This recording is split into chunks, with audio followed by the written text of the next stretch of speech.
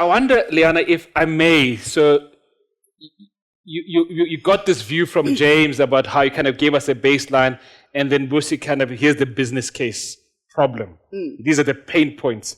I wonder if you can go back at a technical level, just help us to understand what is, from the experience of your clients, what are some of the challenges at a technical level that your clients are experiencing when faced with competition law issues?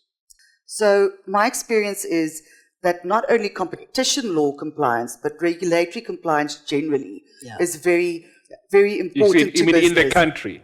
Yes. In the country as a whole?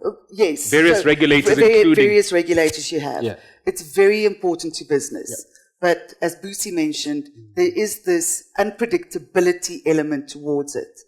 But at least we're not like the taco, you know. I'm going to reserve comment. Yeah, that's fine. But I'm saying that we're not as volatile as other jurisdictions at the moment. Yeah. It's rather some unpredictability that arises. And this is not a criticism of the competition authorities.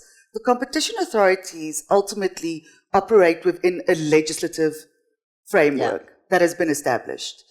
That framework and the functions that the competition authorities exercise must be subject to the rule of law and administrative justice, which are central, fundamental principles of our constitutional dispensation.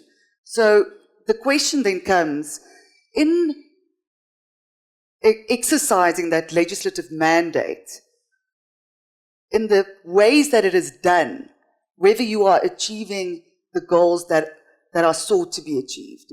And then I want to bring in just a bit of a different element, and James touched on it, is competition law is is the flavor of the day to achieve governmental policy objectives on various fronts. So it is very high profile, but you have to ask yourself, how is it actually impacting business?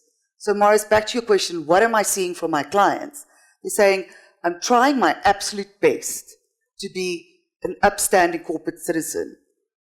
It is, if you talk about anti-competitive conduct, the investigations are lengthy and they actually inhibit our ability to compete, because now there's this, we're looked at in a way with suspicion.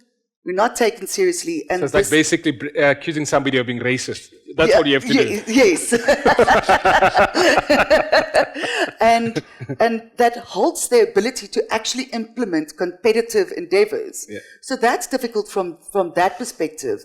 And then on the transactional space, you see, I wholeheartedly agree with you. It is very difficult to encourage clients locally or internationally to say we are still a business-friendly regulatory environment where you must come in, give us your money, and it's very difficult because of what's happening in the way that the competition authorities are interpreting and assessing either competition, the impact on competition, or the impact on public interest, and what there is to extract when, as James said, you are engaging in a forward-looking activity. I think sometimes there's a focus on merger specificity that disregards the benefits you'll get longer term, either competitive or public interest benefits that will arise. For example, from foreign direct investment, you might not have transformation element. I'm not saying it's not important, but what you have is a massive benefit to South Africa Inc. coming in, and that will only be measurable over time. Or private equity investment might also not be the most transformative investment activity, but it adds a lot to those businesses, including small businesses.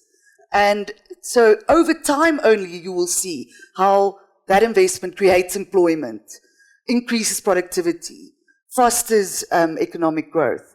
And sometimes I think the frustration comes in with those issues not being appreciated fully, with rather a focus on what can we see right now, and James, is not a criticism, what can we get from you right now to say, oh, we've achieved XYZ outcome from business.